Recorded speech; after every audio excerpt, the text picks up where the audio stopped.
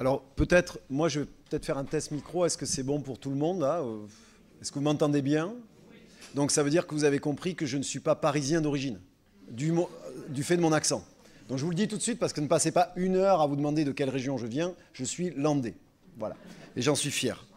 Voilà. Alors je tiens à remercier d'abord l'Université Touzages. D'abord du déjeuner, hein, tout à l'heure, qui était tout à fait intéressant.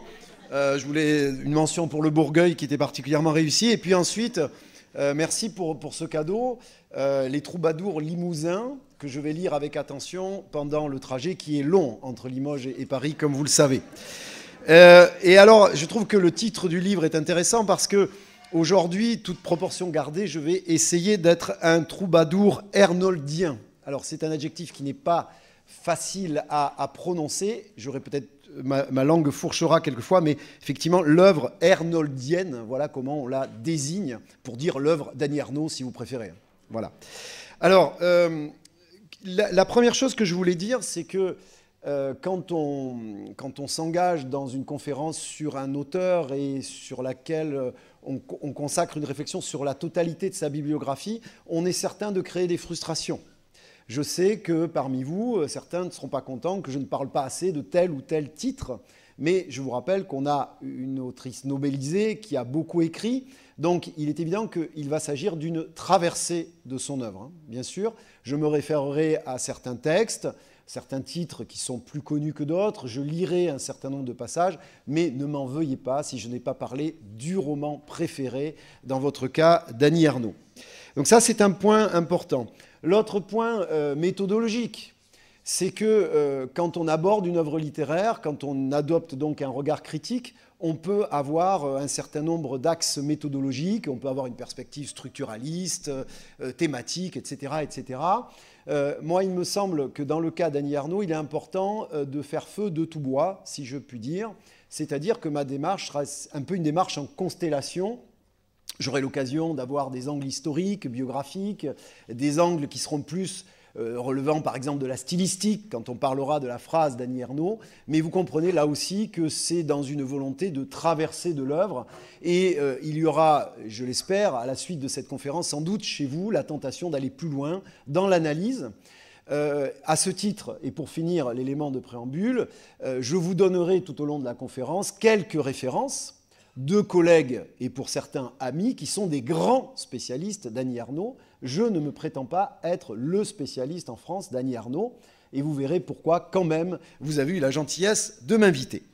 Donc j'en rajoute pas sur ma présentation, si ce n'est que pour la petite histoire, je forme des professeurs de français à l'INSPE Paris-Sorbonne Université, c'est-à-dire que j'ai des cours de littérature, mais le cœur de ma fonction, c'est de former des professeurs de français, en particulier ceux qui pourront, le cas échéant, travailler sur l'œuvre d'Annie Ernaux, qui, j'y insiste, est étudiée en classe. Je dirais que la place, par exemple, est étudiée relativement souvent, au moins par extrait, en classe de 3e, dans le cadre du récit autobiographique, hein, c'est un peu l'intitulé. Mais effectivement, les œuvres d'Annie Ernaux peuvent être travaillées, je dirais, surtout en classe de seconde, dans le cadre de l'étude du roman. Donc voilà, c'était juste pour vous dire que nous allons travailler sur un auteur nobelisé, j'y reviendrai, mais aussi un auteur scolarisé, ce qui veut dire que nous avons affaire à un auteur qui est rentré dans le patrimoine de la littérature française, ce qui est assez paradoxal quand on prend le problème à la source, c'est-à-dire d'où vient l'œuvre d'Annie Ernaux et comment elle a été reçue au départ. Ce qui m'amène, dernier point toujours méthodologique, à faire un lien avec Bourdieu, parce que quand on parle d'Annie Ernaux, on parle très souvent de Bourdieu, et parmi les expressions de Bourdieu, il y a une expression qui est fondamentale, c'est l'expression de champ large et champ restreint de la littérature.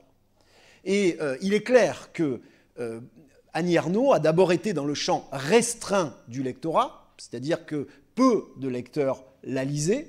Il a fallu la place, j'y reviendrai dans ma conférence, pour que le champ large du lectorat s'intéresse à son œuvre.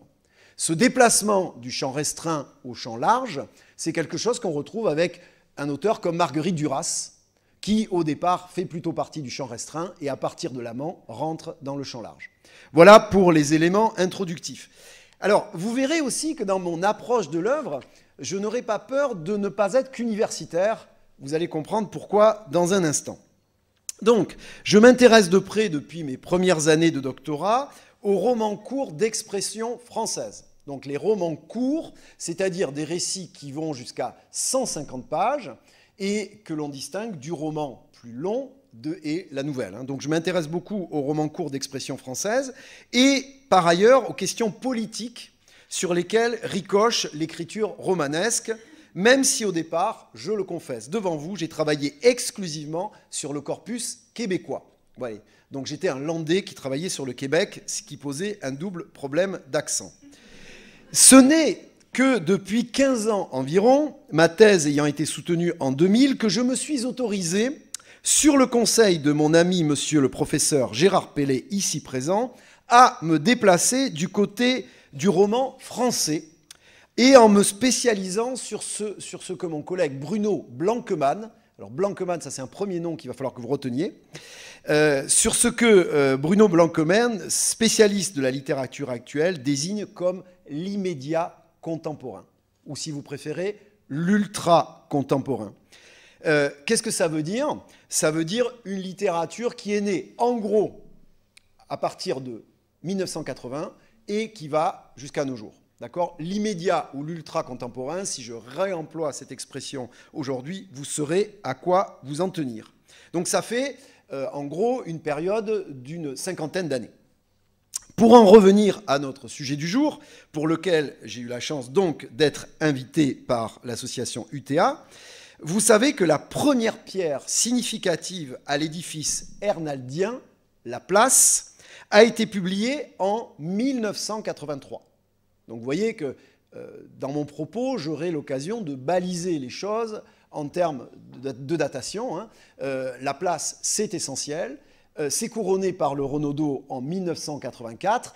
Et je dirais que dans l'histoire contemporaine du roman court, la place a, mauvais jeu de mots, une place fondamentale. Ensuite, ce que je voulais aussi indiquer, c'est que cette œuvre d'Annie Ernaux, elle a été donc appréciée, étudiée par l'université. C'est vraiment important aussi de consacrer cette réflexion au départ, c'est de dire que nous avons une œuvre qui a donc été scolarisée, étudiée à l'université, puis nobelisée. Tout ça étant dans la progression d'une œuvre qui a eu donc une forme de légitimation. Et parmi les grands spécialistes d'Annie Ernaux, j'en cite un dernier parce qu'il est important, c'est Pierre-Louis Faure, F-O-R-T, qui est le directeur du Cahier de Lerne, donc je pense que vous connaissez les Cahiers de Lerne, qui a été consacré à Annie Ernaux en 2022. Donc je répète, Pierre-Louis Faure, Cahier de Lerne 2022, c'est important à connaître, notamment si vous voulez approfondir tout ce que j'ai dit aujourd'hui. Alors venons-en à Annie Ernaux, la Normande, la fille de commerçant, professeure de français après avoir délaissé l'idée d'être institutrice, comme elle y revient dans la place. Cette Annie Ernaux, eh bien, elle était loin d'imaginer qu'un jour, le 10 décembre 2022, presque 40 ans après la place, elle obtiendrait le prix Nobel. Je la cite d'ailleurs dans son discours à Stockholm. Par où commencer? Cette question, je me la suis posée des dizaines de fois devant la page blanche. Comme s'il fallait trouver la phrase, la seule qui me permettra d'entrer dans l'écriture du livre et lèvera d'un seul coup tous les doutes. Une sorte de clé. Aujourd'hui, pour affronter une situation que, passé la stupeur de l'événement, est-ce bien à moi que ça arrive? Mon imagination me présente avec un effroi grandissant. C'est la même nécessité qui m'envahit. Trouver la phrase qui me donnera la liberté et la fermeté de parler sans trembler à cette place où vous m'invitez ce soir. Cette phrase, je n'ai pas besoin de la chercher bien loin. Elle surgit dans toute sa netteté, sa violence, lapidaire, irréfragable. Elle a été écrite il y a 60 ans. Dans mon journal intime, j'écrirai pour venger ma race. Donc voilà la phrase essentielle prononcées par Annie Ernaux. Entre parenthèses, vous aurez remarqué, et j'y reviendrai, que notre prix Nobel cite ou fait référence plutôt à son journal intime, où elle avait déjà écrit cette phrase, journal intime qui, si on remonte dans la propre datation qu'elle nous donne, la ferait remonter à l'âge de 22 ans environ. Gardez en tête l'importance du journal intime dans la genèse des œuvres d'Annie Ernaux. Vous me permettrez maintenant à ce que j'en vienne à ce qui me relie personnellement, je dirais même viscéralement, à Annie Ernaux, et évidemment je ne suis pas le seul, du moins à son écriture, et même, je dirais aussi, à son projet bibliographique qu'une de mes collègues, Bérangère Morichot-Hérault, caractérise comme, je cite, une auto-sociobiographie. Donc vous voyez, ces termes sont intéressants. Auto-sociobiographie, je vous laisse décrypter le sens des 3 éléments de ce mot composé, mais j'y reviendrai évidemment ensuite. Je suis donc obligé de vous indiquer que pour moi, l'œuvre d'Annie Ernaux et son roman court emblématique La Place constituent, outre un support d'études universitaires, une source d'inspiration pour ma propre écriture, puisque je suis moi-même auteur de 2 romans courts. Pour le dire autrement, il est clair que, pour moi, modeste écrivain, et d'autres, l'écriture d'Annie Ernaux, et particulièrement sa capacité à produire des romans courts d'une telle intensité, a eu une influence considérable. Et pour le dire encore clairement, quand je vous parle, quand j'essaie, et quand je vais le faire tout au long de cette conférence, j'essaie de définir ce qui pour moi constitue la singularité de l'écriture d'Annie Ernaux, je vous parle, et je le dis très honnêtement, en tant qu'universitaire et en tant qu'écrivain. Donc c'est important d'avoir ça en tête. Alors, il est toujours important, d'ailleurs, quand on commente une œuvre, de situer devant des lecteurs ou des auditeurs d'où l'on parle. En ce sens, vous aurez compris, comme je viens de vous le dire, que celui qui s'exprime devant vous est à la fois un commentateur et un scripteur. Scripteur qui a appliqué à la lettre le célèbre credo de Julien Gracq, écrivain éminemment important dans notre littérature. Et Julien Gracq qui écrit dans un essai fondamental En lisant, en écrivant, publié entre parenthèses en 1980, donc dans le début de l'immédiat contemporain, Julien Gracq qui écrit la chose suivante: tout livre pousse sur d'autres livres, et peut-être que le génie n'est pas autre chose qu'un apport de bactéries particulières, une chimie individuelle délicate, au moyen de laquelle un esprit neuf absorbe, transforme et finalement restitue sous une forme inédite, non pas le monde brut, mais plutôt l'énorme matière littéraire qui préexiste à lui. Cette phrase, je me l'applique modestement à moi-même, mais vous imaginez que Annie Ernaux se l'est appliqué aussi, en sachant, je le répète, que l'essai que je cite est de 1980 et que La Place est de 1983. C'est important de vraiment situer les choses, puisque nous sommes au début de l'immédiat contemporain, dans une période de forte réflexion sur l'écriture romanesque. Alors, je vais avoir l'impudeur de vous donner un élément de première rencontre avec Annie Ernaux. Et vous allez voir que cette première rencontre, elle est un peu étrange. Cette première rencontre, je la rapporterai dans un prochain livre, mais peu importe. Ce qui est intéressant, c'est que la première rencontre avec Annie Ernaux, c'était pas Annie Ernaux écrivaine, c'était Annie Ernaux correctrice. Et oui, parce que la première fois que j'ai rencontré Annie Ernaux et que j'ai vu un document signé Annie Ernaux, ce n'était pas en en-tête d'un livre que j'aurais fait signer par l'auteur, c'était tout simplement une copie d'agrégation pour le CNED. Et j'ai eu en dessous de la moyenne, je suis obligé de le confesser devant vous, la correctrice étant, je peux vous le garantir, Annie Ernaux. Et ce qui m'avait amusé, c'est qu'elle avait, si j'ose dire, c'est la seule fois où je serais un peu ironique aujourd'hui, une correction minimaliste, qui ne peut pas vous étonner si vous connaissez l'autrice. Voilà. Donc ça, c'est intéressant parce que ça montre que, entre parenthèses, Annie Ernaux a enseigné un petit peu, mais dans les années où elle a commencé à travailler beaucoup son œuvre, elle ne se sentait plus capable de gérer véritablement une classe et sa réalité, et écrire en même temps et y engager vraiment toutes ses forces. Voilà. Donc passons sur cet aspect, mais c'est quand même important de le mettre en avant. Alors, ce qui est intéressant, c'est que ça, c'est le premier rapport avec Annie Ernaux, donc je peux le dire franchement, je connaissais à peine la place à l'époque, hein, dans ces années-là. Et par la suite, je vais avoir l'occasion de m'intéresser à cette autrice que je vais réétudier plusieurs fois dans le cadre de conférences. Je fais beaucoup de conférences interâges. Donc j'ai étudié, par exemple, Les Armoires vides, qui date de 1974. J'ai évidemment étudié, et je ne cite pas ses œuvres au hasard, Passion simple, qui date de 1992, et naturellement Mémoire de fille, qui date de 2016. Donc j'ai eu l'occasion d'étudier l'œuvre d'Annie Ernaux dans le cadre de ces conférences, et j'ai l'habitude aussi de faire venir les écrivains, quand je peux.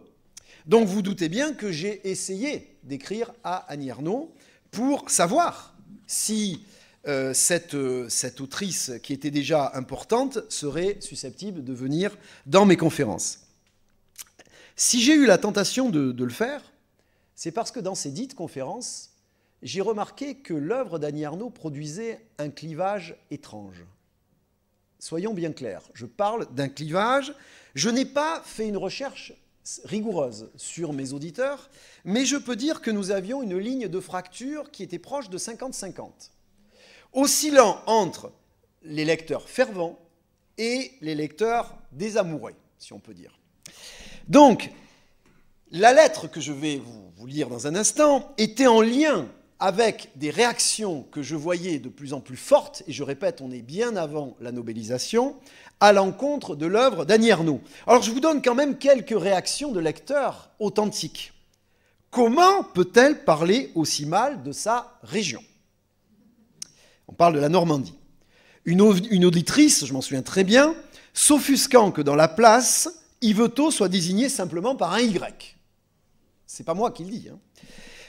Autre reproche, pourquoi Annie Ernaux refuse-t-elle autant l'émotion ? Vous voyez, encore une fois, des éléments qui étaient vraiment pas minoritaires dans la réception et qui peut-être vous touchent, hein, ou que vous partagez ou pas. Qu'a-t-elle contre sa famille ? Particulièrement sa maman. Ça aussi, ça passait mal. Et enfin, un monsieur un peu ronchon m'avait dit « N'est-elle pas un brin égocentrique pour s'imaginer porte-parole d'une génération de femmes ?» Voilà, en gros, ce que j'ai pu entendre, mais rassurez-vous, ceci, Annie Ernaux l'a entendu des milliers et des milliers de fois, et elle s'en fiche pas mal. C'est vraiment important de le retenir.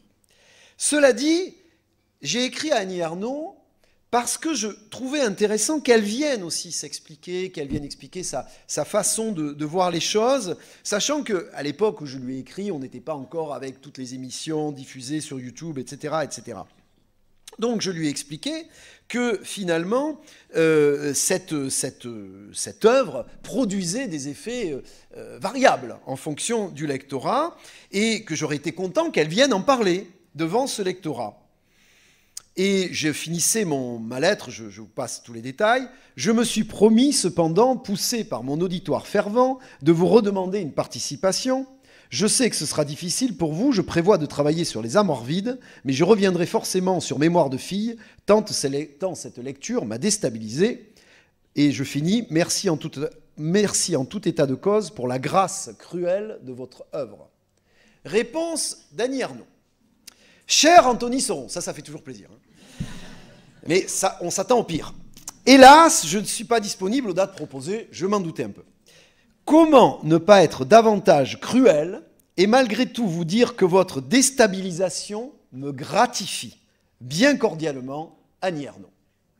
Alors, j'ai trouvé que la réponse était extrêmement intéressante.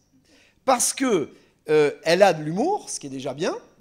Et finalement, c'est cette phrase qui est intéressante. Votre déstabilisation me gratifie.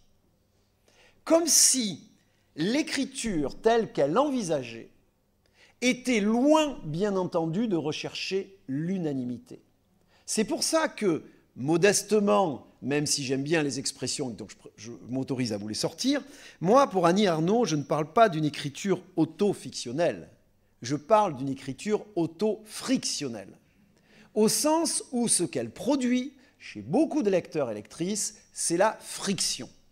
Et on le voit bien aux réactions de mes auditeurs et auditrices. Conclusion partielle de ce premier temps de ma réflexion, si l'œuvre d'Annie Ernaux a marqué la période ultra-contemporaine et justifié amplement le prix Nobel de littérature, l'autrice n'en a donc pas moins conservé son lot de censeurs. Ce qui, on en conviendra, est plutôt une bonne chose.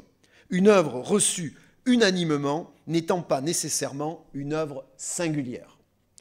Voilà, donc ça c'est déjà un premier point de se positionner, en fin de compte, aussi du point de vue de la réception d'un auteur. Hein. Donc là je vais très vite, mais dans notre jargon, c'est ce qu'on appelle l'esthétique de la réception. On s'intéresse à la manière dont une œuvre est étudiée, reçue à un moment ou à un autre donné. Mais poursuivons notre introspection de l'œuvre ernaldienne.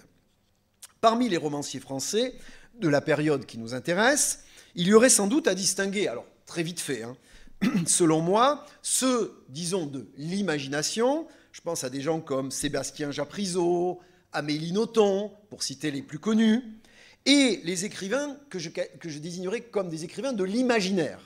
Ce n'est pas tout à fait la même chose.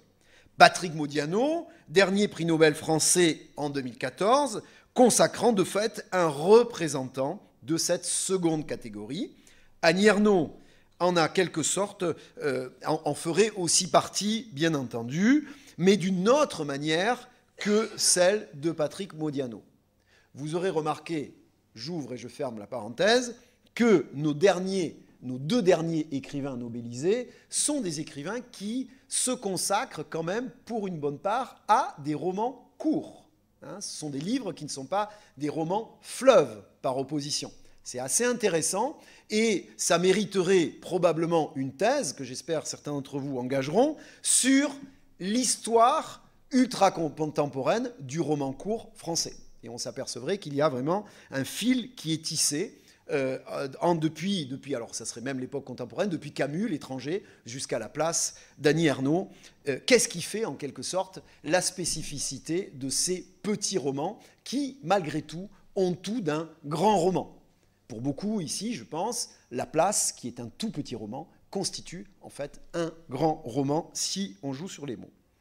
Donc, pour étudier l'œuvre d'Annie Ernaux de façon plus précise, je vais m'autoriser à poser un certain nombre de questions qui vont servir d'axe à mon propos. Alors ce sont des questions toutes simples, mais il me semble que la littérature, on ne l'étudie que mieux si on se pose des questions simples. Alors vous allez voir que la première question, ça sera d'où écrit-on? D'où écrit-on? C'est vraiment un problème de lieu. Et on va voir que chez Annie Ernaux, la question du lieu est fondamentale. D'où écrit-on? Ça sera ma première question. De qui parle-t-on? Ça sera ma deuxième question. On se doute qu'avec Annie Ernaux, l'histoire familiale sera importante. Et enfin, pour qui écrit-on? C'est-à-dire, quel va être le destinataire premier de l'œuvre? Donc voilà des questions extrêmement simples que vous vous posez, que vous vous êtes déjà posées, mais qui, dans le cas d'Annie Ernaux, sont des questions cruciales. Et je vais essayer de le démontrer. Donc commençons peut-être par cette question du d'où écrit-on. Alors je rappelle que Annie Ernaux est née le 1er septembre 1940. Ça me rapproche d'elle parce que moi je suis né le 4 septembre, pas 1940, mais vous voyez, on a toujours plaisir à se rapprocher des gens qu'on aime. Et qu'elle est originaire d'Yvetot en Normandie, et que par la suite, bien plus tard, elle s'est installée, et c'est fondamental, à Cergy-Pontoise. Ville, comme vous le savez, nouvelle de la région parisienne. Donc, Normandie d'un côté, passage à Paris, j'y reviendrai peut-être, et surtout Cergy-Pontoise. C'est bien à Cergy-Pontoise que j'ai envie de m'intéresser au départ. Elle, Annie Ernaux, qui considère les mots comme des choses matérielles, des choses brutes, ne saurait tirer sa prose du côté de l'abstraction, en appréhendant les sujets humains comme des entités virtuelles, abstraites, j'allais dire un peu trop romanesques. À ce titre, elle semble se défier de la ville lumière, donc de Paris, de cette ville du trop-plein de lumière, du hors réel, c'est-à-dire hors du vrai lieu où vivent les vrais gens. Elle préfère donc les lieux, c'est ce qu'elle dit, où on rencontre les vraies personnes, les vrais gens. Dans un livre d'entretien avec Michel Porte, publié en 2014, elle dit la chose suivante. « Le rêve de mon enfance, de mon adolescence, c'était d'aller à Paris. Le grand rêve, dont je suis aujourd'hui à 30 km à vol d'oiseau, mais toujours en dehors, et je n'ai plus envie d'y entrer. » C'est assez intéressant, la façon dont elle présente les choses, et de fait, la façon dont elle va présenter aussi ses sources d'inspiration, puisque le paysage de Cergy Pontoise va constituer un espace important dans son œuvre. J'aurai l'occasion d'y revenir. Donc, à ce rejet de la vie parisienne, qui, à mon sens, est un rejet qui a plusieurs enjeux. C'est le rejet d'une certaine élite parisienne, évidemment. Mais c'est aussi peut-être une sorte de rejet d'une ville romanesque. Une ville qui a été racontée, narrée, décrite par les plus grands, dont bien sûr Balzac, Zola et j'en passe. Par opposition à cette défiance parisienne, elle a donc un goût pour Cergy Pontoise, sur laquelle elle revient en particulier dans Journal du dehors, publié en 1993.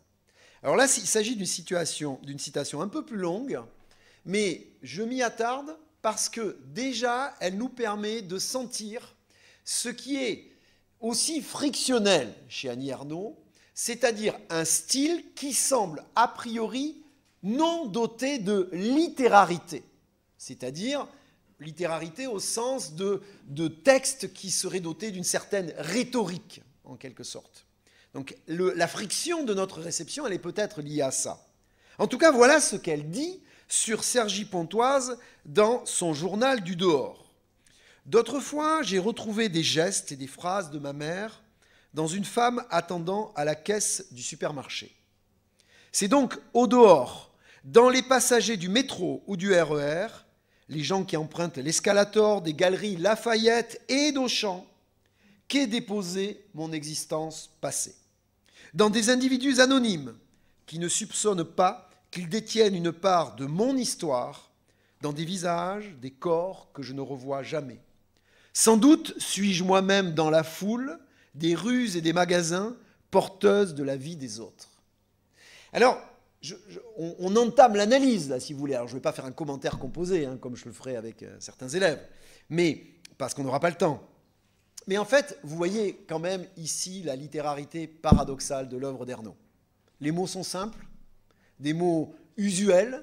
On a même des indications précises de marques, de magasins que tout le monde connaît, qui sont presque de l'ordre des mythologies de Roland Barthes, les Galeries Lafayette, vous voyez à peu près. Le RER, j'y reviens pas parce que je le subis trop souvent, en particulier le B.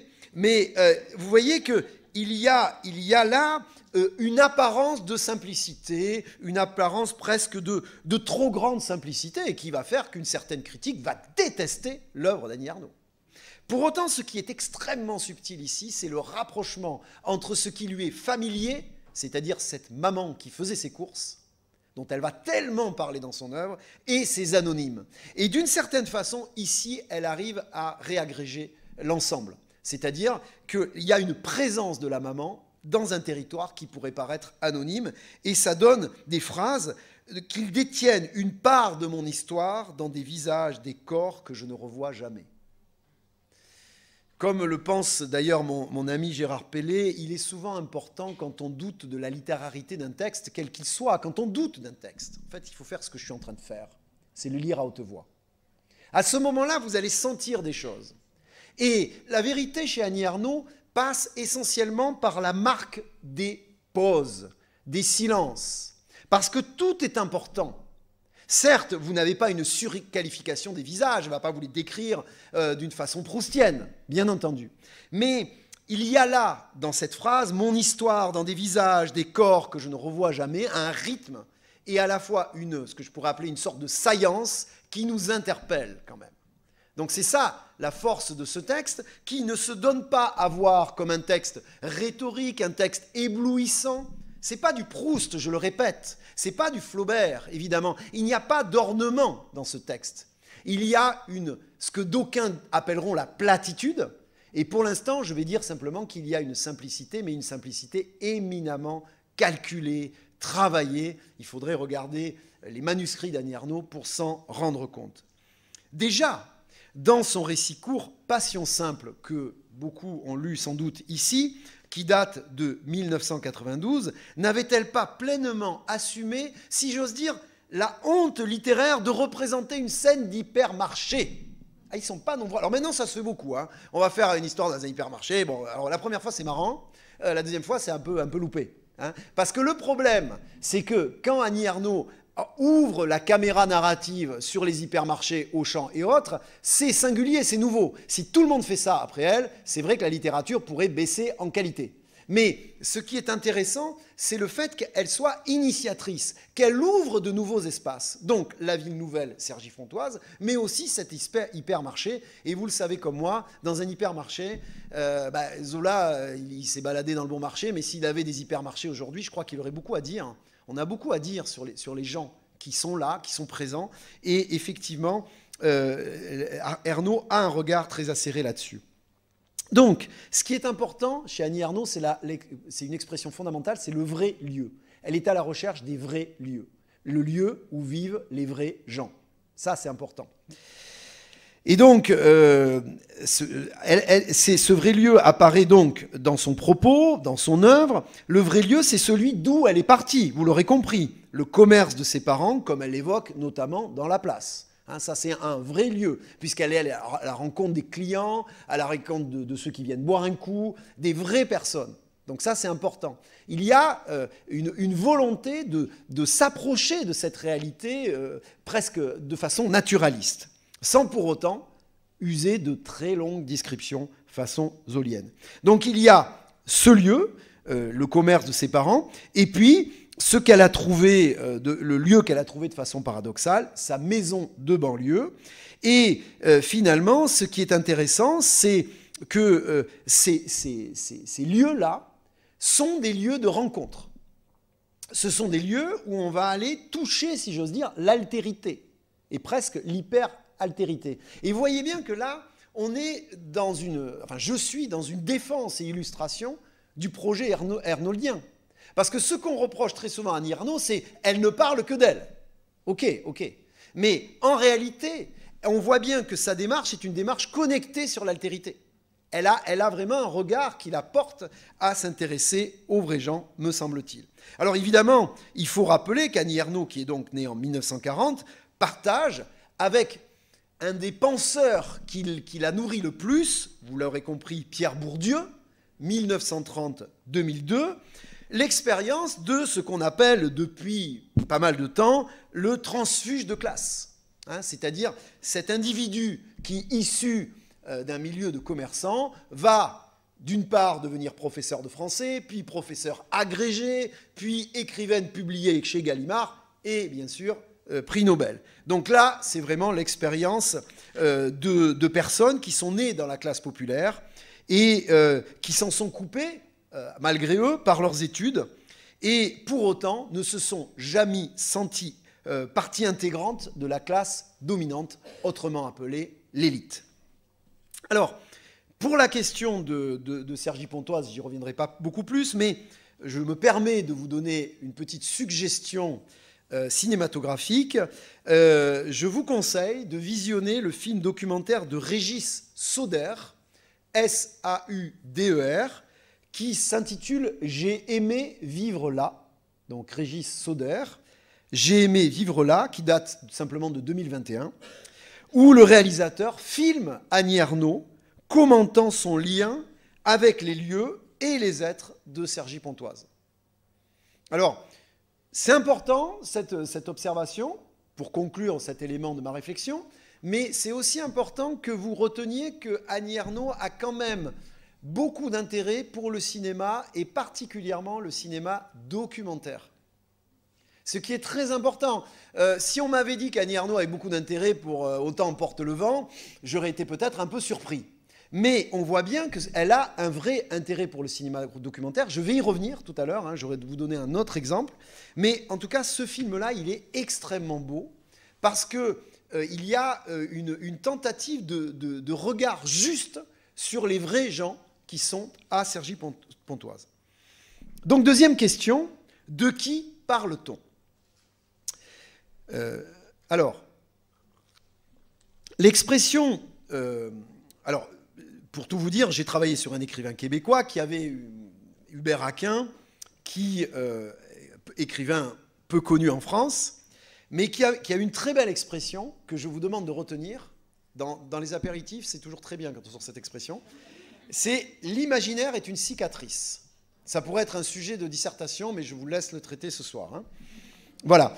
Et il me semble, alors je ne vous dis pas ça simplement pour vous dire que j'ai fait une thèse sur Hubert Aquin, parce que ça, vous en foutez un petit peu. Ce qui est intéressant, c'est l'expression, parce que, à mon sens, l'imaginaire est une cicatrice, c'est une expression qui caractérise bien le projet d'Annie Ernaux, son imaginaire, parce que, quand même, quand on lit son œuvre, même de façon transversale, et même si on n'a pas lu toutes les parties de cette œuvre, on peut quand même considérer qu'elle est, à minima, écorchée.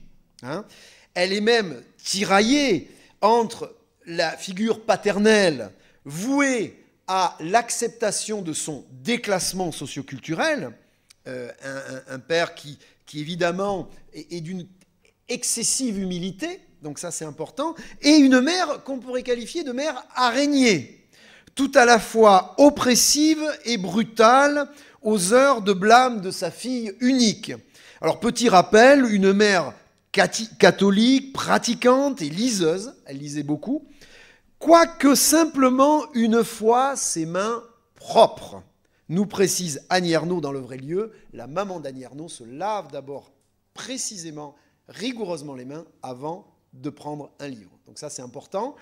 C'est important par rapport à toute la symbolique du livre et les saletés, entre guillemets, que l'on peut trouver dans un certain nombre de livres, y compris de sa fille.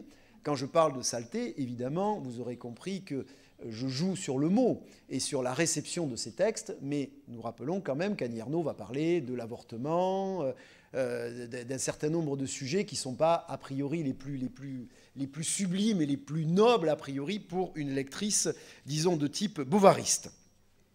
Cette ascendance, pour ainsi dire, contrariante, dont l'œuvre tout entière atteste, il me semble, avec une précision clinique, hein, phrase simple, phrase minimaliste, aurait eu tout lieu de transformer l'auteur, peut-être, en tragédienne ou en faiseuse de sagas dramatiques.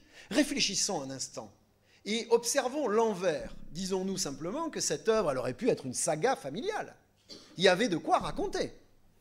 Et en fait, elle ne va pas écrire une saga familiale. C'est ça qui est intéressant. Ni dans Les Armoires vides, 1974, où elle retrace la période qui a précédé son avortement, ni, qui plus est, dans La Honte, 1997, qui commence pourtant par cette phrase terrible. C'est comme si, alors je vais vous la lire, hein, la phrase, c'est comme si elle nous annonçait une tragédie à venir, quelque chose qui aurait je sais pas, d'un Thérèse d'Esquirou ou quelque chose comme ça, enfin un truc qui tient, quoi. Et la phrase, c'est « Mon père a voulu tuer ma mère un dimanche de juin au début de l'après-midi ». C'est extraordinaire, cette phrase-là. C'est l'incipit parfait pour une histoire tragique. Eh bien, en fait, l'approche sera beaucoup plus sociologique, clinique, analytique, qu'une volonté de décrire une espèce de passion finissante qui aboutirait à des jets de couteau, etc., etc. Enfin, c'est important de voir, me semble-t-il, dans l'analyse d'une œuvre, son envers, c'est-à-dire ce qu'elle n'est pas, mais ce qu'elle aurait pu être. Car ne vous dites pas qu'Annie Ernaux a toujours écrit comme ça. Ne vous dites pas qu'Annie Ernaux n'a lu que L'étranger de Camus et tous les petits romans courts. Non, quand elle était plus jeune, elle lisait tout, y compris des grands romans, y compris Cervantes. Alors il est certain que Virginia Woolf l'a certainement plus influencée que Cervantes. C'est possible. Mais ça ne veut pas dire qu'elle n'ait pas une connaissance extrêmement minutieuse de la grande littérature, et donc de ce qu'elle n'a pas envie d'écrire. Peut-être parce qu'elle ne s'en sent pas capable, mais peut-être aussi que ça ne correspond pas du tout à son projet. En tout état de cause, Annie Ernaux a conservé de sa précoce observation des vrais gens qui venaient réellement s'approvisionner ça c'est le Bourgueil, excusez-moi, s'approvisionnait dans le magasin général de ses parents, un goût pour le silence et le non-dit, celui de la honte et de la désespérance sociale. L'écriture, insiste Annie Ernaux toujours dans le vrai lieu, est un travail de sape. Elle consiste en effet, dans sa visée à la fois politique et éthique, à ôter l'expression, je parle de l'expression de l'écriture, ces fioritures bourgeoises, c'est-à-dire les métaphores, les hyperboles, les anacolutes, tout ce que vous voulez. En clair, tout ce qui pèse ou qui pose, pour le dire avec Verlaine, afin de trouver la bonne distance par rapport à son sujet. Évidemment qu'il n'y a pas de volonté d'omniscience, ce n'est pas possible. Il n'y a pas volonté non plus, inversement, de sublimation. Il faut dire les choses au plus près de ce qu'elles sont. D'où le fait, évidemment, qu'une certaine critique et un certain nombre de lecteurs peuvent trouver ça ennuyeux, banal, trop simple, etc., ou pas littéraire du tout. Pour ce faire, dès la place, l'auteur adopte ce qu'elle désigne elle-même comme une écriture plate. Alors il faut vraiment savoir que cette expression que vous lisez tout le temps, dans beaucoup d'articles sur l'écriture actuelle, c'est une expression d'Annie Ernaux elle-même, et pas d'un critique travaillant sur Annie Ernaux. Ce qui est intéressant donc, c'est que dès la place, c'est-à-dire dès 1983, Annie Ernaux se fait, pour ainsi dire, la première théoricienne de son œuvre. Et elle a cette phrase, donc, dans la place, qui est à la fois un récit sur son enfance et l'évolution de sa vie, et, disons, une orientation critique. Elle écrit « Pour rendre compte d'une vie soumise à la nécessité, je n'ai pas le droit de prendre d'abord le parti de l'art. » C'est très important cette phrase. Ni de chercher à faire quelque chose de passionnant ou d'émouvant. Les guillemets sont dans le texte. Aucune poésie du souvenir. Pas de dérision jubilante. L'écriture plate me vient naturellement, celle-là même que j'utilisais en écrivant autrefois à mes parents pour leur dire les nouvelles essentielles. Donc elle nous explique très concrètement dans ce premier livre, enfin ce n'est pas son premier livre, je vais revenir, mais elle nous explique clairement dans ce livre quelle est la visée de son écriture, et elle nous explique aussi, et ça c'est intéressant, d'où vient cette écriture. Et elle nous dit donc que ça correspond aux lettres qu'elle envoyait à ses parents. Et c'est là où j'apporte un deuxième élément à ce que j'ai dit tout à l'heure. Tout à l'heure, je vous ai parlé du journal intime, en tant que, si on peut dire, élément d'embranchement de l'œuvre d'Annie Ernaux. Donc il y a le journal intime et il y a la lettre aux parents.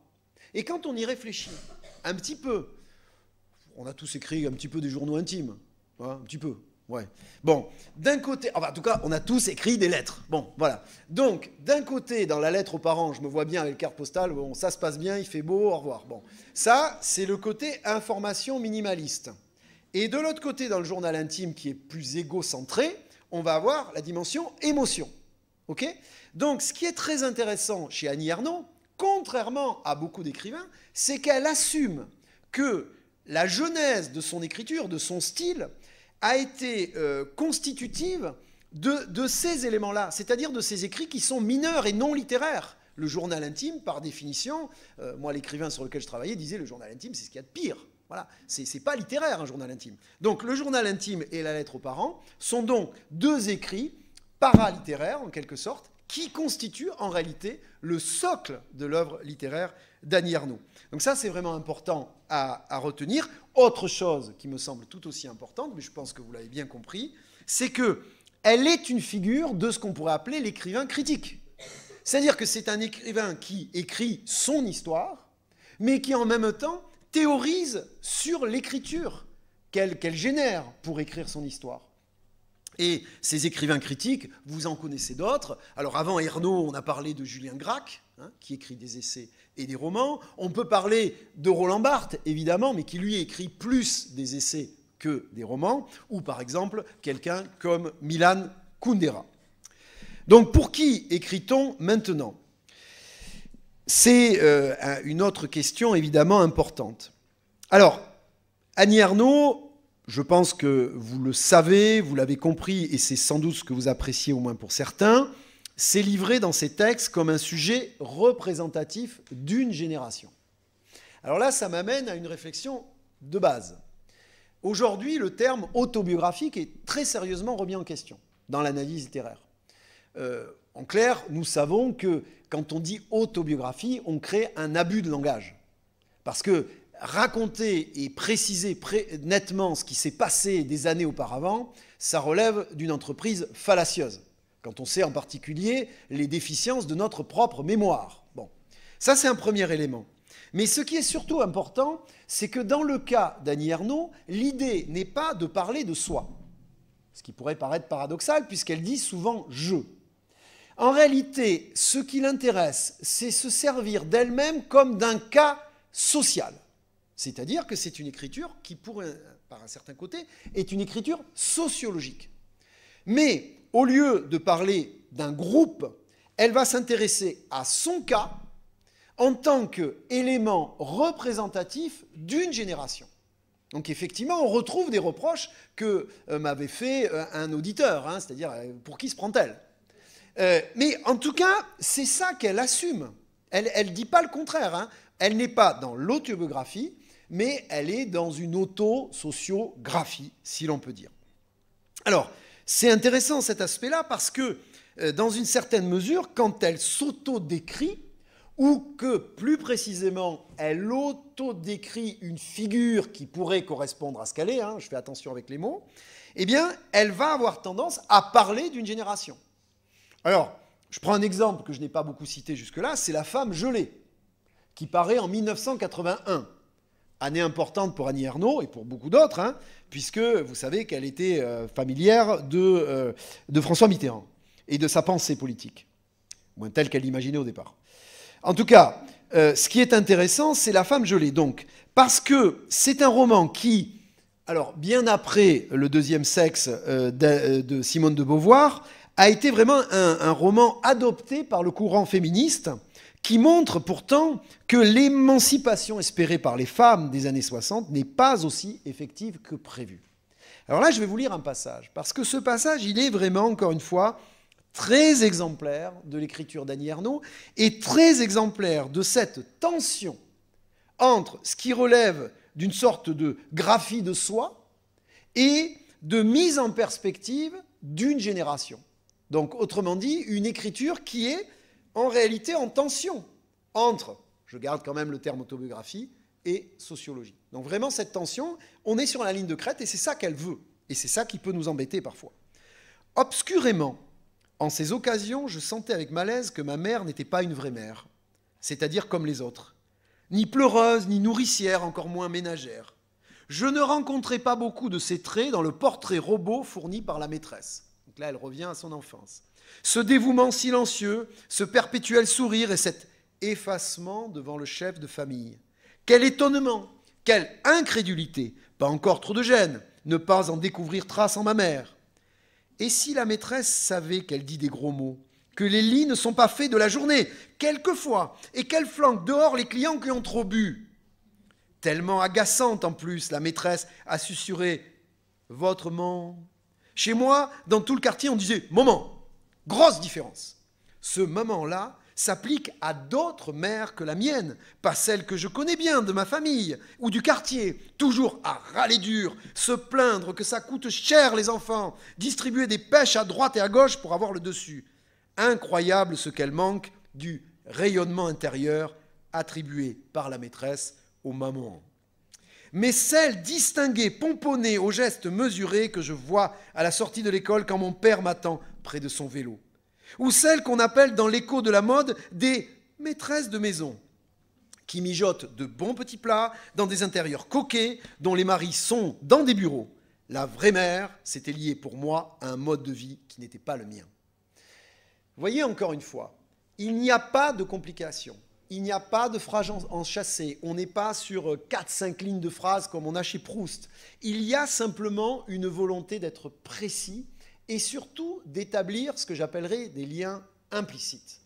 Parce qu'on comprend bien qu'il y a plusieurs choses qui s'établissent. Il y a la maman d'Annie Ernaux, il y a les mères qui s'en distinguent, il y a sa présence et il y a une société, une génération qui est en arrière-plan.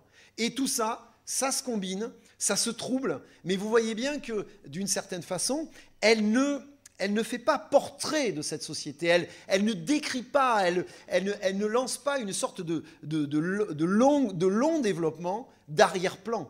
Elle nous laisse nous approprier cette histoire et je lui dirais nous auto-frictionner avec cette histoire, a fortiori pour ceux et celles qui ont vécu la même période. Donc on voit bien que c'est quand même extrêmement subtil dans la construction, même si le résultat, je le répète, et je l'accepte si telle est la critique, peut sembler relativement simple.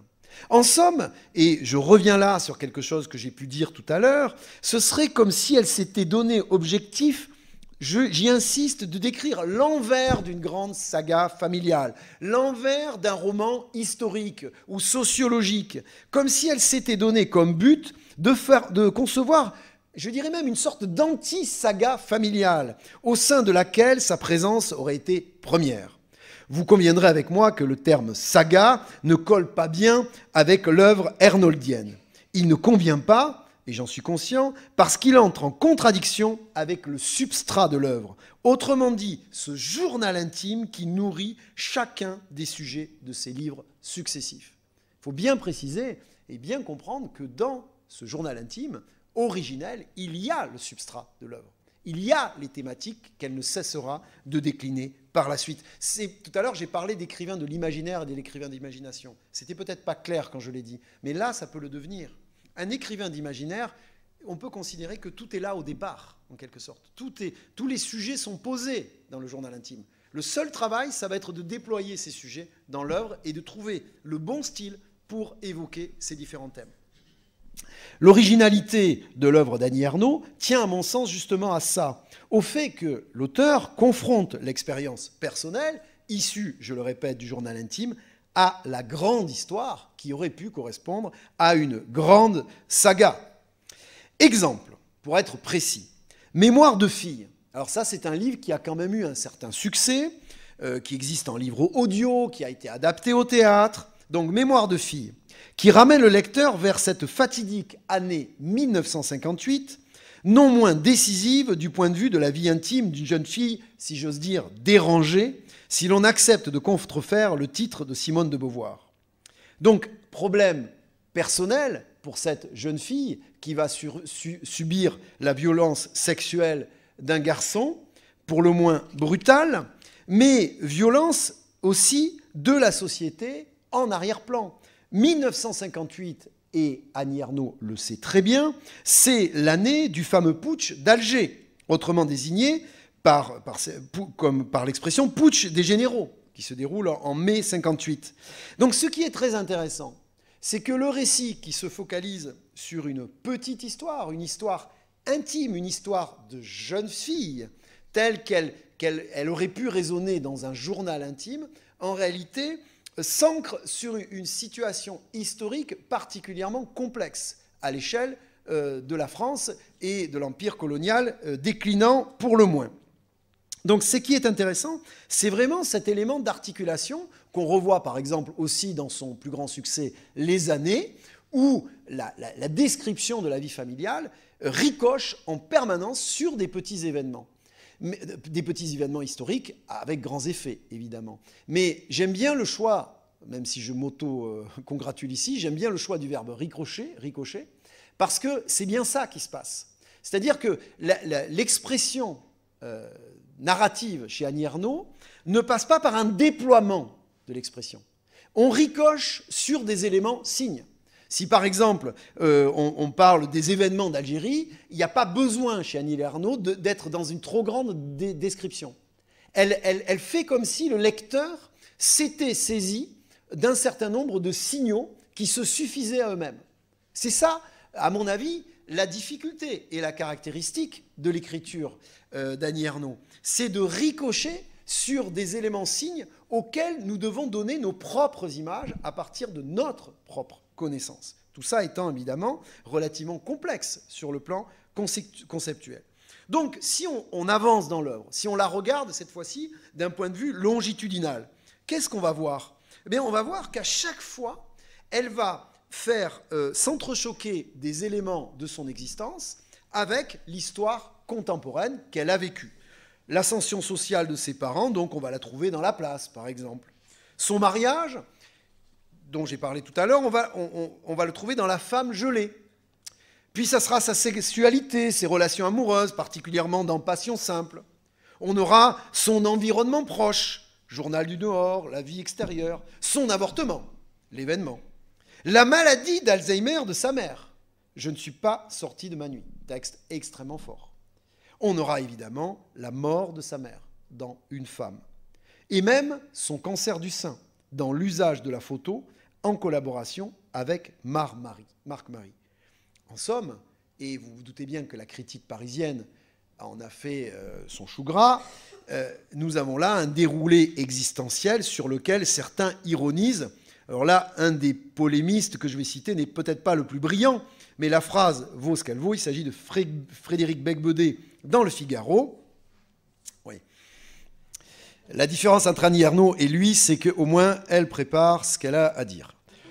Confère un épisode France Inter qui reste mémorable et que je vous conseille. En un demi-siècle, écrit-il, avec ironie donc, Annie Ernaux a successivement écrit sur son père, sa mère, son amant, son avortement, la maladie de sa mère, son deuil, son hypermarché. Donc évidemment, il est ironique et évidemment, il prend au pied de la lettre du texte ernoldien. Ce qui est facile entre nous. Pour autant, avec un peu plus de recul et d'honnêteté critique, comment ne pas constater qu'Annie... Entre parenthèses, il demande à être académicien. C'est intéressant.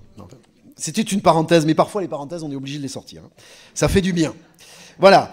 Donc, finir avec Becbaudet. Pour autant, avec un peu plus de recul et d'honnêteté critique, comment ne pas constater qu'Annie Ernaux est parvenue à fonder une œuvre littéraire unique, caractérisable, comme indiqué au tout début de mon propos, comme une auto-socio-biographie qui, avec les années, donc 2008, élargit le champ du lectorat. Alors, je pense que c'est un des romans qui a été le plus lu d'Annie Ernaux. C'est aussi un des romans qui l'a réconcilié avec le champ large, probablement parce qu'elle s'y montre moins âpre, moins ciselée, peut-être un peu plus fluide que dans d'autres romans où elle a beaucoup plus une volonté de... Il y a quelque chose de plus cassant dans un certain nombre de textes que j'ai cités précédemment. Et Les années, peut-être que c'est un livre plus facile à lire, en tout cas qui correspond plus au champ large, qui lui a d'ailleurs bien rendu, puisque ce livre s'est vendu. Mais ce qui est intéressant dans Les années, donc publié en 2008, c'est que ce livre évoque la période d'après-guerre selon l'intention suivante. Et encore une fois, à l'intérieur même du livre d'Annie Ernaux, nous avons l'expression de sa visée. C'est-à-dire qu'elle ne se contente pas de nous raconter une histoire, de raconter son histoire, elle va nous dire la visée de ce travail. Ce que ce monde a imprimé en elle et ses contemporains, elle s'en servira pour reconstituer un temps commun, celui qui a glissé d'il y a si longtemps à aujourd'hui, pour, en retrouvant la mémoire de la mémoire collective, dans une mémoire individuelle, rendre la dimension vécue de l'histoire. Vous voyez, encore une fois, alors ce qui est intéressant dans Les années, c'est qu'elle troque le je pour le elle, c'est-à-dire elle rétablit la troisième personne du singulier, avec évidemment ici quelque chose qui serait complètement différent de cette troisième personne du singulier qu'on trouve chez Balzac, Stendhal, Zola. Ça n'a rien à voir avec ça, bien entendu, mais c'est assez singulier dans sa démarche. Et donc elle, qui est issue de la figure ernoldienne, est représentative d'une génération et permet en quelque sorte de questionner l'histoire d'une façon plus authentique, plus vivante, plus charnelle. Ce n'est pas évidemment un livre d'histoire qu'elle écrit, c'est une sorte d'introspection de l'histoire. Moi, je suis très touché par ça. C'est-à-dire cette capacité de parler de l'histoire contemporaine en partant de son petit cas personnel. Et en faisant résonner son petit cas personnel, non pas pour dire que c'était un symbole de l'époque, elle ne dit jamais ça, mais que ce cas-là donne à voir ce que ça pouvait être. Voilà, tout simplement, je dirais presque banalement, sans volonté de sublimation et sans volonté de littérarisation de son propos. Donc c'est le littéral contre le littéraire, en quelque sorte. C'est ça un peu la source du débat. Vous l'aurez compris, le Nobel de littérature consacre nécessairement toute cette carrière d'écriture sur laquelle j'ai essayé de revenir, même de façon schématique. Il oblige ainsi à remonter le cours d'un parcours qui a toujours su tracer sa route sans nulle compromission ni ligne de fuite. Hein, on a l'impression qu'elle revient toujours à ce qui lui est essentiel, consubstantiel, selon la même démarche, alors avec des subtilités évidemment, hein, mais c'est une démarche qui pourrait nous faire penser à certaines démarches de peintres, quels qu'ils soient, hein, je pense à Monet, je pense à Picasso, où un même sujet est repris et repris et repris selon différents angles. Alors certes, elle ne parle pas toujours des mêmes événements, mais elle est quand même dans cette volonté de replonger systématique dans les grands événements de son existence, ou les grandes anecdotes, ou les grands éléments de son existence. Alors, on voit bien que c'est un travail de sape, mais il faut bien comprendre aussi que pour Annie Ernaux, l'écriture est une affaire politique. C'est très clair. L'écriture, la littérature est une affaire politique. Alors, en disant ça, je reprends le texte d'un de mes collègues remarquables, Alexandre Geffen, « La littérature est une affaire politique », où justement, Alexandre s'entretient avec les grands écrivains actuels, Marianne Lafon, Annie Ernaux, etc., etc., et en leur demandant si, quand ils écrivent, ils sont dans un acte politique. Bon, alors, les réponses sont évidemment très contradictoires, mais Annie Ernaux, elle lui répond « Écrire est à mes yeux toujours un acte politique au sens large ». Donc, c'est un acte politique. C'est donner une image du monde, des individus, comme le disait Roland Barthes, choisir l'ère sociale où l'on inscrit son langage. Voyez ? Donc il est impossible, sur un plan politique pour Annie Ernaux, de subvertir la réalité. C'est pas possible de sublimer les choses. Non, non, non. Ce qu'elle veut, c'est inscrire son langage par rapport à une ère sociale.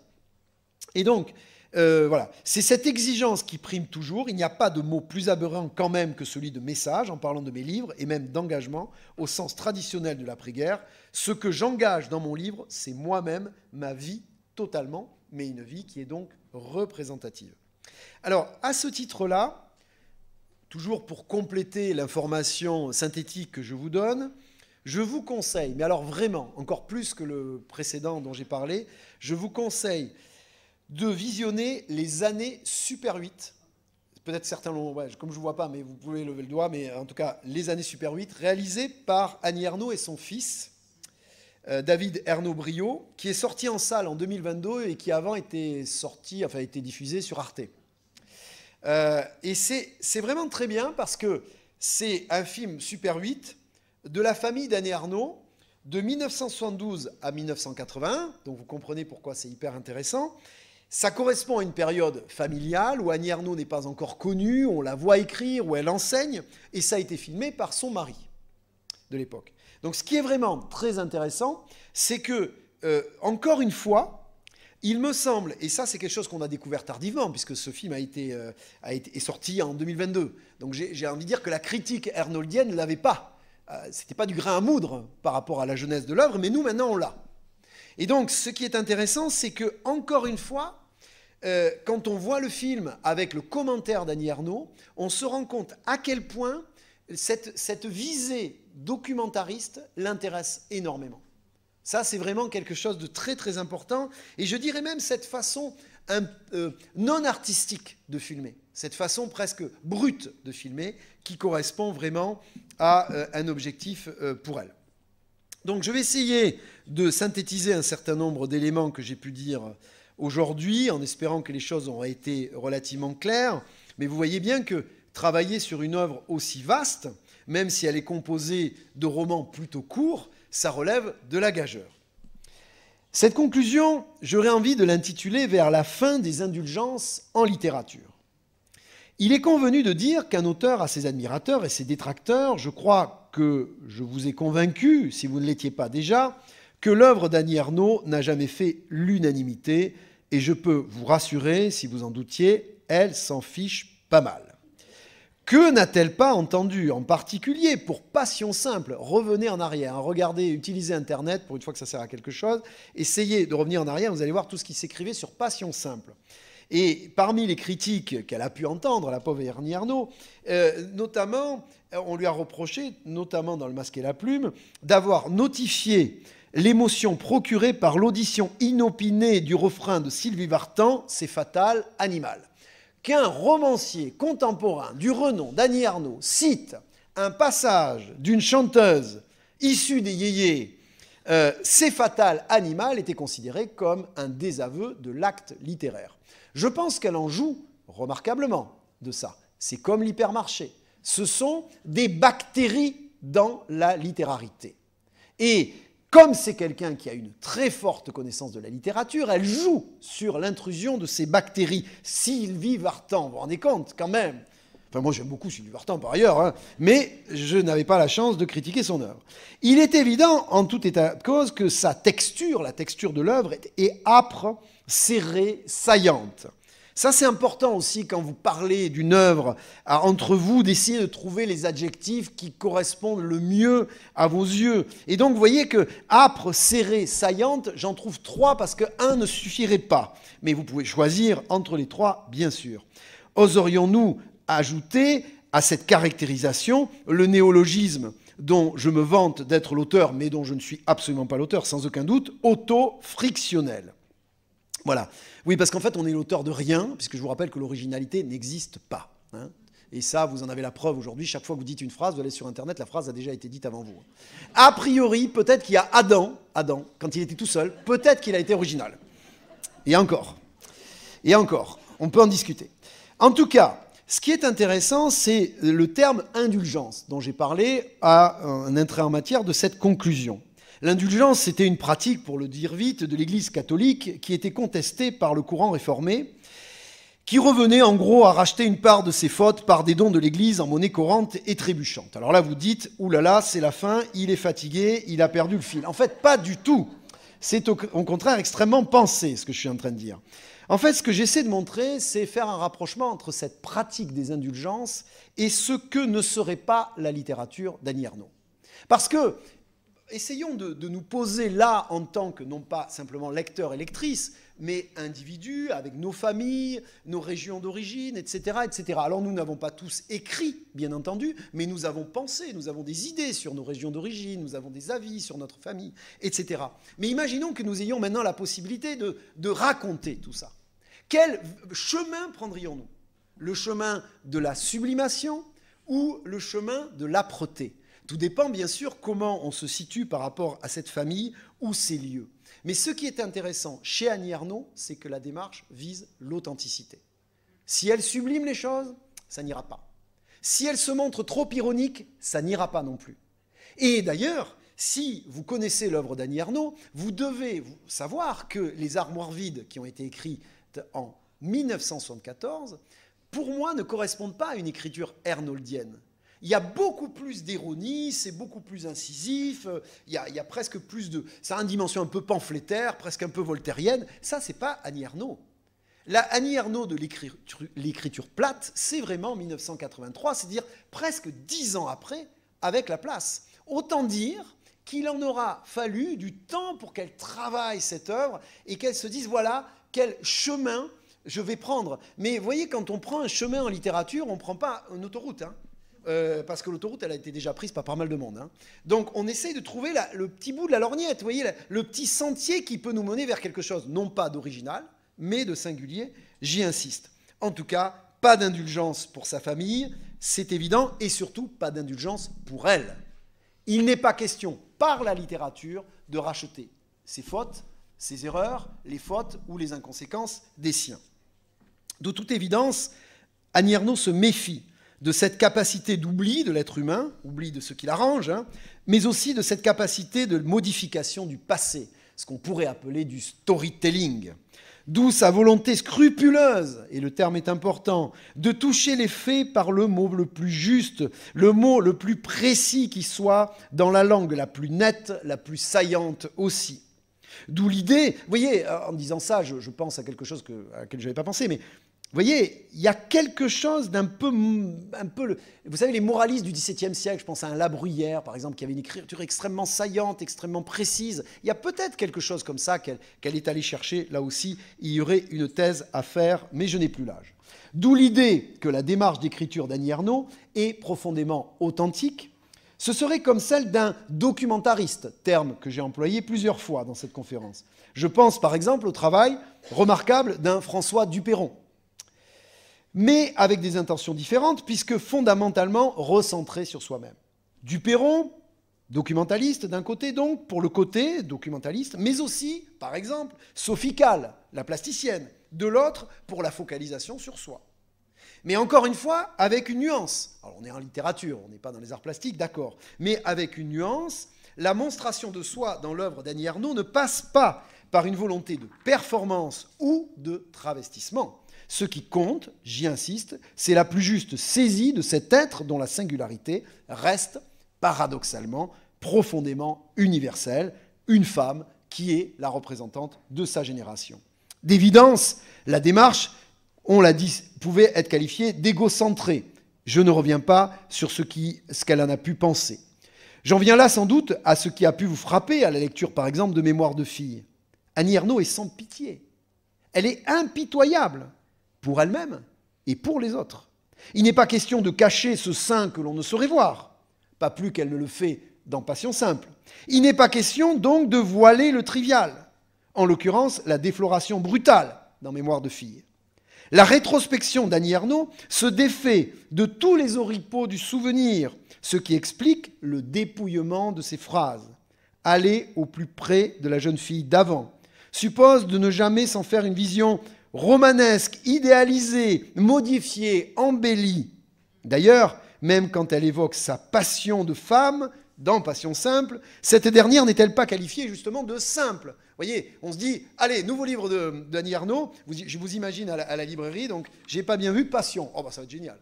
Passion simple. Ah merde. Vous voyez, donc non mais vous vous doutez bien qu'elle n'a pas mis simple par hasard, hein, c'est assez bien vu. Et ce qui est quand même assez paradoxal aussi, c'est que ce livre a très bien marché. Il a été très critiqué, tout ce que vous voulez, mais il a très bien marché, un succès international, et même une adaptation au cinéma en 2021, que je vous recommande. Donc ça fait beaucoup de films à aller voir, en plus de la conférence à laquelle vous avez assisté, hein, mais c'est le service après-vente. Hein. De ce point de vue, il faut observer que l'écriture des Armoires vides, son premier roman, je le dis et je le répète, est beaucoup plus féroce, plus ironique que celle de La Place, publiée, je le répète aussi, une décennie plus tard. Et ça, c'est vraiment intéressant, le fait qu'il y ait chez Annie Ernaux, au fil du temps, la recherche de quelque chose qu'on pourrait appeler une sorte d'effet de sourdine, pour reprendre un terme du linguiste Léo Spitzer. Donc, ce qui est intéressant, c'est que petit à petit, cette écriture, elle devient une écriture de la maturité parce qu'elle rencontre des références. Et ces références, je le dis et je finis par ça, c'est bien sûr Simone de Beauvoir, Le deuxième sexe, qui est l'ouvrage fondamental, pas simplement sur le plan de l'émancipation féminine, mais aussi sur une manière de dire les femmes et la femme. Et puis le deuxième ouvrage, bien sûr, j'y ai beaucoup insisté, enfin j'ai insisté sur le sociologue, c'est l'ouvrage de Pierre Bourdieu, Les héritiers. Encore une fois, ouvrage qui va marquer Annie Ernaux et lui faire prendre conscience que son écriture à elle ne peut pas se développer à côté de la sociologie. Elle doit ricocher sur la sociologie, ce qui est évidemment quelque chose de particulièrement intéressant.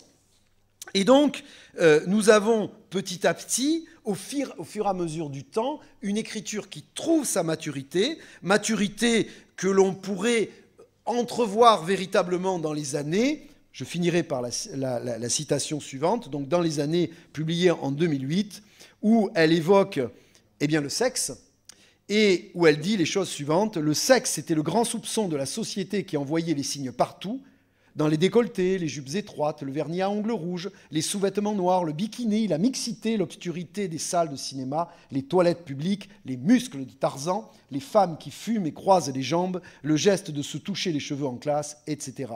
Il était le premier critère d'évaluation des filles, les départager en comme il faut et mauvais genre. Eh bien, il me semble que nous avons là un exemple exemplaire de l'écriture d'Annie Ernaux et qui vaut la peine, à mon sens, qu'on la défende. Merci de votre attention.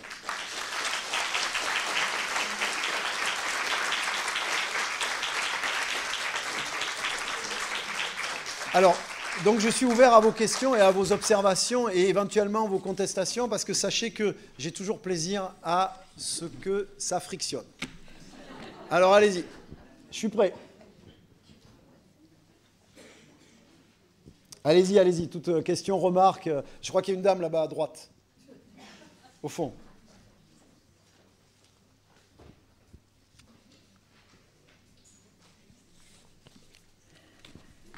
Merci. Oui. Oui, monsieur. Vous m'éblouissez, madame. Pardon? Vous m'éblouissez. Non, allez-y, je vous écoute. Oui, excusez-moi. En fait, je suis à l'université tous âges, mais je ne suis pas du tout universitaire. Par contre, je suis tous âges. Donc, c'est pour ça que je peux venir. J'ai adoré votre conférence. Je ne connais pas Annie Ernaux du tout, mais j'ai adoré tout ce que vous avez expliqué. Je n'ai pas tout retenu, loin de là, déjà. Donc, demain, ça sera encore pire. Simplement, ma question est, si, comme je lis très peu, je voudrais lire un livre d'Annie Ernaux. Alors, ça va peut-être être difficile de me répondre. Lequel vous me conseillez, on va dire. Je crois que les membres de l'association vous ont répondu. Je pense qu'il faut lire La Place. Oui. D'abord, parce que je pense que c'est le livre qui va vraiment comme...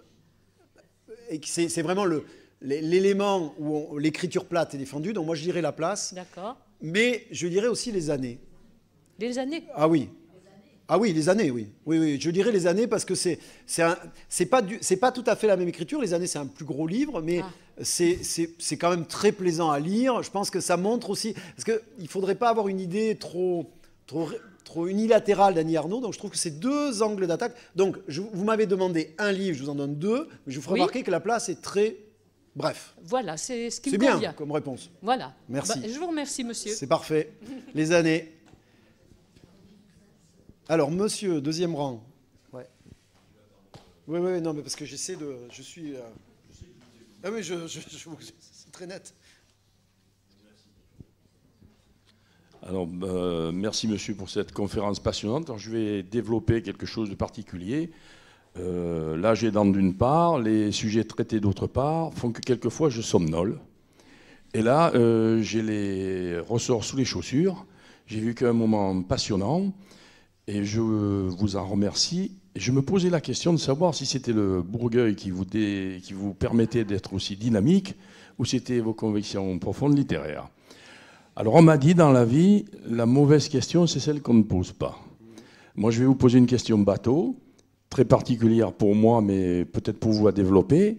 Vous nous avez parlé des vrais gens, si vous pouviez développer ça, et vous m'avez parlé de l'élite. Est-ce que vous pouvez développer ça? Je vous remercie. Alors, c'est effectivement une question très intéressante. Alors, sur la somnolence, je dois vous dire que moi, je participe souvent à des colloques et en fait, j'arrive très bien à somnoler.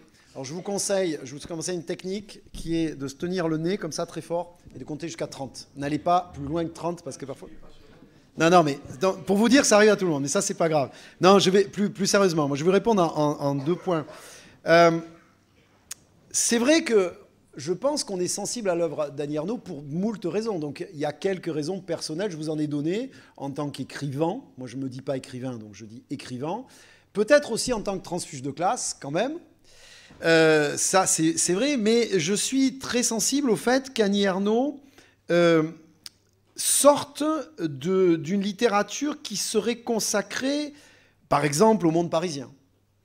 Je suis très content qu'elle s'intéresse à tous les métiers. Vous voyez ? Je suis très content qu'elle aborde finalement l'espace du roman pour ce qu'il est vraiment, c'est-à-dire pas un espace qui serait arrangé pour les besoins d'action.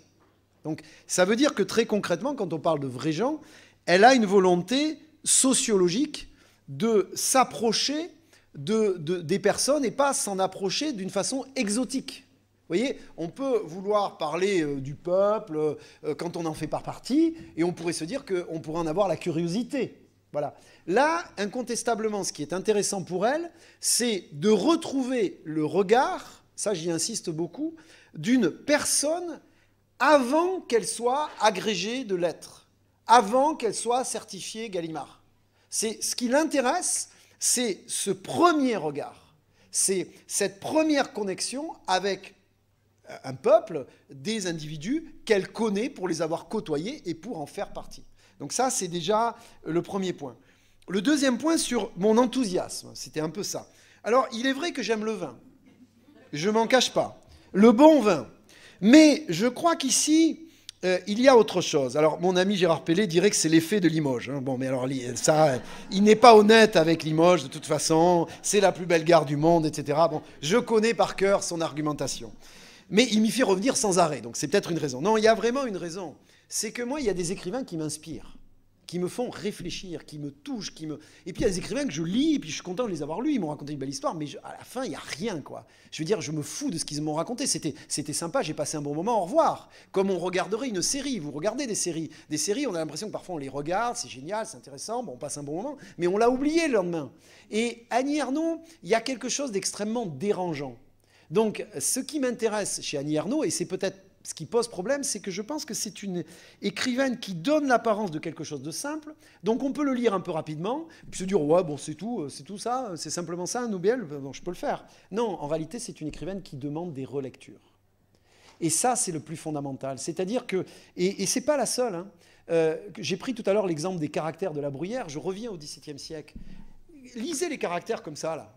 Vous allez dire, ouais, bon, c'est sympa, quelques maximes, mais relisez les caractères. Attentivement, vous allez vous dire, ah ouais, mais c'est subtil quand même ça, j'avais pas vu ça comme ça. Ben, moi, c'est ça qui m'intéresse.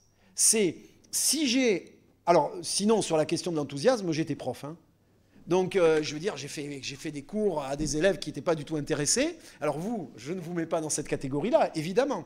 Mais je me dis que le propre d'un conférencier, c'est d'essayer de faire passer quelque chose qui n'est pas... Moi, si vous me donniez à travailler sur un écrivain qui ne m'intéresse pas, je serais rébarbatif au maximum.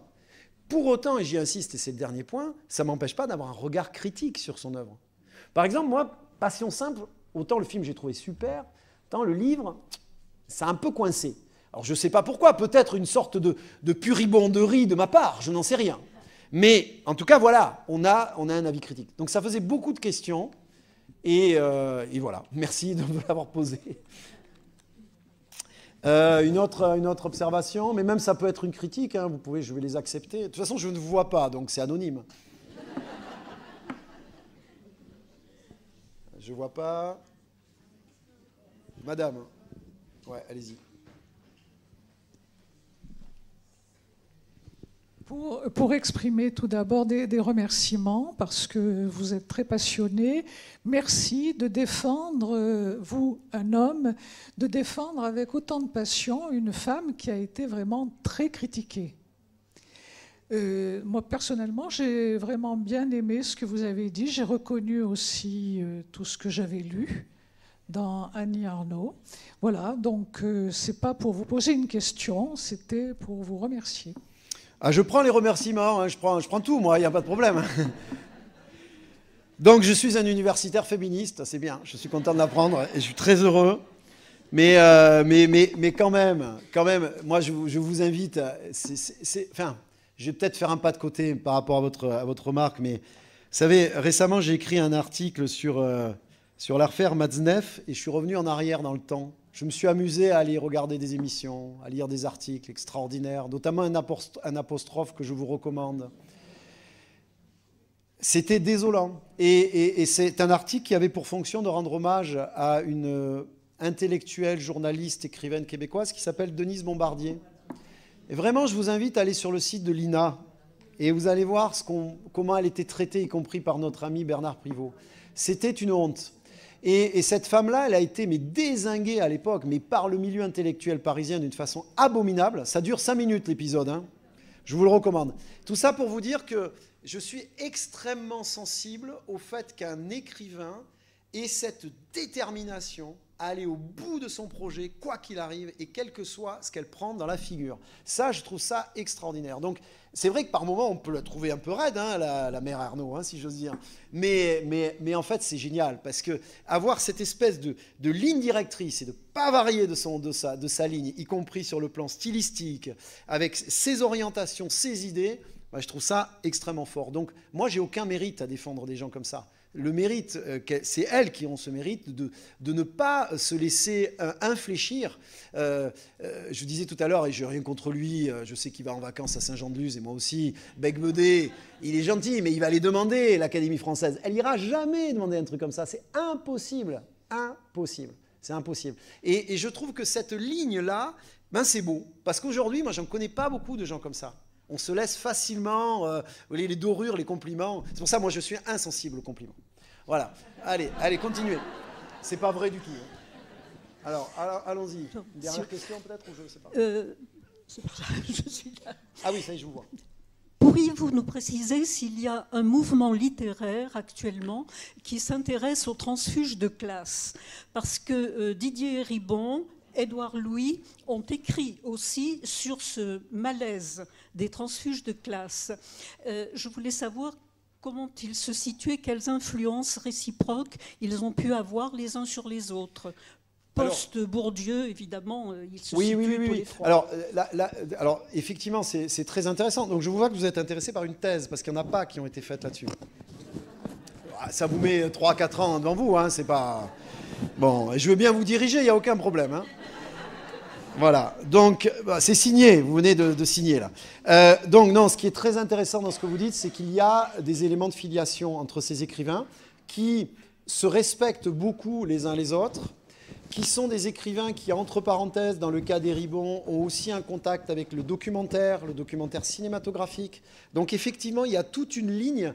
Alors, dire qu'il y a un courant, je ne sais pas comment on pourrait le définir, ce courant, il y a effectivement cette identité mouvante de transfuges de classe qui les lie, mais je dirais que c'est un peu... Alors, je ne sais pas comment... L'idée de auto-sociographie, ça serait un peu ça. C'est-à-dire vraiment où on sent que c'est une écriture de soi, mais qui reflète l'écriture d'une condition et d'une communauté. Donc ça serait, oui, une sorte d'auto-sociographie qui regrouperait les auteurs dont vous parlez. Édouard Louis, c'est encore un peu différent des Ribon dans l'écriture, parce que malgré tout, il ne faut pas assimiler les écrivains les uns aux autres. Hein. Ils ont chacun leur propriété, mais évidemment, Annie Ernaux, du fait de l'antériorité de ses textes, est souvent considérée comme, je dirais, la papesse de l'auto-sociographie. Voilà. En tout cas, merci, c'est très très intéressant, et puis pas de problème pour vous suivre hein, dans votre travail à venir. Dernier point, non? Vous en avez assez? C'est vous qui dites, hein?